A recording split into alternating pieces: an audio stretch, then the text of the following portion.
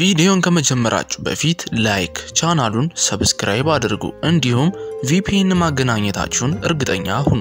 በአንድ ወቅት ፒተር ፓን የተባለ ህፃን ልጅ ነበር። የሚኖረውም ከፌሪ ጋር ነው። ፌሪዋ እጅግ በጣም ትንሽ ናት። ከሷም ጋር ጫካ ውስጥ በፍቅር በአንድነት አብረው ይኖራሉ። ፌሪዋ ልዩ ኃይል ነበራት።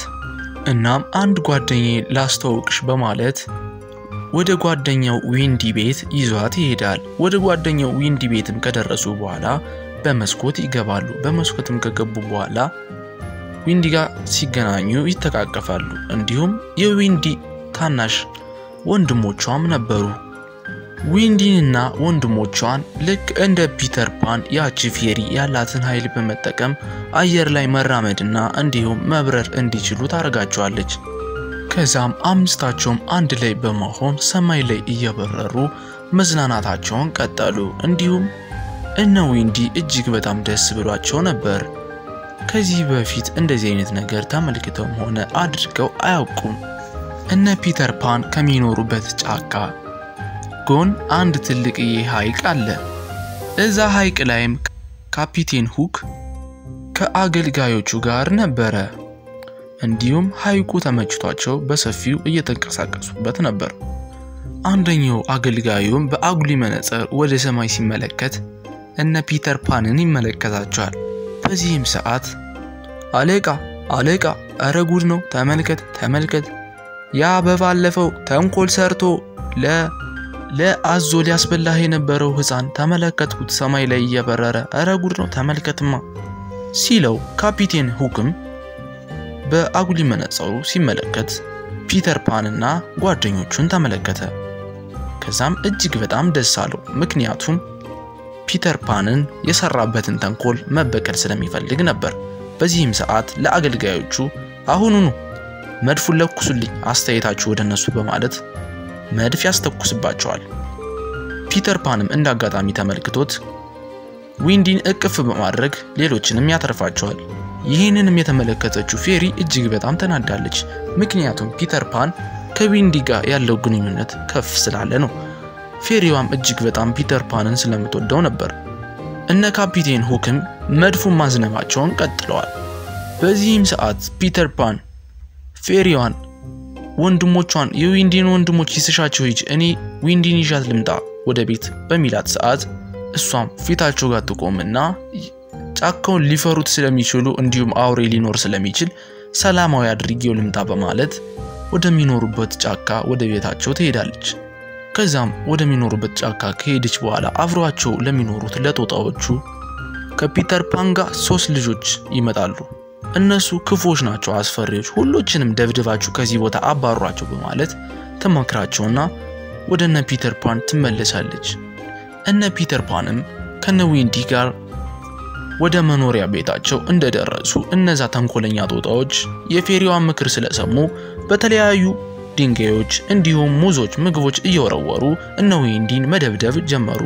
በዚህም ሰዓት ፒተር ፓን በመናደድ እየበረረ ወደነሱ ሄድና ምን ያረጋችሁ ነው እናንተ ተንኮለኞች? ለምንድነው እንደዚህ የምታደርጉት? እነዚህ ምስኪንና ደግ ሰዎች ናቸው በሚላቸው ጊዜ አይ ፌሪዋ አድርጉ ስላለችን ነው በማለት እውነታውን ይነግሩታል። በዚህም ሰዓት ፒተር ፓን ወደ ፌሪዋ በመሄድ እንዴት እንደዚህ አይነት ተንኮል ትሰሪያለሽ አንቺ? ይሄ እኮ ስድነት ነው፣ በጣም ታሳዝኛለሽ በማለት እንዲሁም ራስ ወዳድ እንደሆነች ነግሯት ከዚህ አካባቢም ለቃ እንድትሄድ ጥፋቷም ሲገባት ተመልሳን እንድትመጣ ነግሮ አባሮ ይሰዳታል። ፌሪዋም በጣም ተናደደች፣ ልቧ ተሰበረ። እንዲሁም ካሁን በኋላም ተመልሳ እንደማትመጣ ተነግሮና ደናሁን በማለት ትተው ትሄዳለች። ፒተር ፓንም ከነ ዊንዲ ጋር መጫወቱን ቀጠለ። ፌሪዋም ይህንን ስትመለከት አንድ ተንኮል ታስባለች። ይስራችሁን ነው መሰጣችሁ ሁላችሁም በማለት ወደ ካፒቴን ሁክ ዘንድ ትሄዳለች። እሷም እንደዚህ አለችው፣ እነ ፒተር ፓን እንዲሁም እነ ዊንዲ ያሉበትን ቦታ እንደምትነግረውና ነገር ግን እነ ዊንዲን ብቻ እንዲጎዳቸው ፒተር ፓንን እንዳይጎዳው ተናግረዋለች። ችግር የለውም ንገሪኝ ችግር የለውም ፒተር ፓንን አልጎዳውም፣ እነ ዊንዲን መጎዳቸው ይሆናል። አሁን አንቺ ብቻ መንገር ያለብሽ ለኔ የሚኖሩበትን ቦታ ነው በማለት ካፒቴን ሁክ ይጠይቃታል። እሷም እንደማታምነው ስትነግረው አረ ቃል ገባልሻለሁ በማለት ያሳሳቀቅ ቃል ይገባላታል። እሷም ያሉበትን ቦታ ትነግረዋለች። በዚህም ጊዜ ቃስ አድርጎ ያታልልና ያችን ፌሪ በእጁ በመያዝ ጠርሙስ ውስጥ አስገብቶ ያስራታል። በዚህም ሰዓት ቃልን አትጠብቅም እያለች ብትጮህበትም እኔ ቃሌን ጠብቄ አላውቅም ወደፊትም ልጠብቅ አልችልም እያለ እየሳቀ እየቀለደ ወደ ፒተር ፓን መኖሪያ ወደ ጃካው ወደ ቤቱ ይሄዳል። ካፒቴን ሁክ ብቻውን አልነበረም። ሌሎችም ሽፍታዎች ጓደኞቹ ታዛዦቹ አብረውት ነበሩ። ጫካ ውስጥም ተደብቀው የሚካሄደውን ነገር ሲመለከቱ ፒተር ፓን እነ ዊንዲን ትቷቸው ወደ ሌላ ቦታ ይሄዳል። በዚህን ሰዓት ካፒቴን ሁክ አገልጋዮችን በማዘዝ ዊንዲንና ወንድሞቿን አሲዞ ይሰዳቸዋል። ከዛም ለፒተር ፓንም ዊንዲ ትታለት የሄደችው ስጦታ በማስመሰል ቦምብ በስጦታ መስጫ እቃ ውስጥ አድርጎ ያስቀምጥለታል። እንዲሁም ከስጦታውም ውስጥ ከላይ ላይ ደብዳቤ ይተውለታል። እነ ዊንዲንም ወደ መርከብ ከዛም ፌሪዋም ከጠርሙሱ በመውጣት ወደነ ፒተር ፓን መኖሪያ ወደነሱ ትሄዳለች። ስትደርስም ፒተር ፓን ቤቱ ጋር ደርሶ ስጦታውን እየተመለከተ ለራሱ እንደዚህ አለ፣ ዊንዲ ወደ ቤት ተመለሰች፣ እንዴት ስጦታ ደግሞ ትታልኛለች? ምን ይሆን ውስጥ ያለ እያለ እያሰበሳለ ሊከፍተው ሲል ፌሪዋ እየበረረች ወደሱ በመምጣት ስጦታውን ትቀማውና ስጦታውን ራቅ አድርጋ በመተወረወረው ጊዜ ቆይ ሲላት ፒተር ፓን ከፍተኛው ቦምብ ይፈነዳል። ፍንዳታውንም የሰማው ካፒቴን ሁክ ቡም ያን ጅል ህፃን ገደልኩት። ድሮም ያ ህፃን ከሽፍታ ጋር መሳፈጥ አልነበረበትም። እኛ የባህር ላይ ሽፍቶች ነን፣ እንዲሁም ወንበዴዎች፣ ማንም ሰው ሊያሸንፈን አይችልም እያለ እየሳቀ እቅዱም የተሳካለት ስለመሰለው እየተዝናና ቀጣይ ደግሞ የናንተ ተራ ነው የሚሆን እያላቸው ነው ዊንዲን ይዝናናል።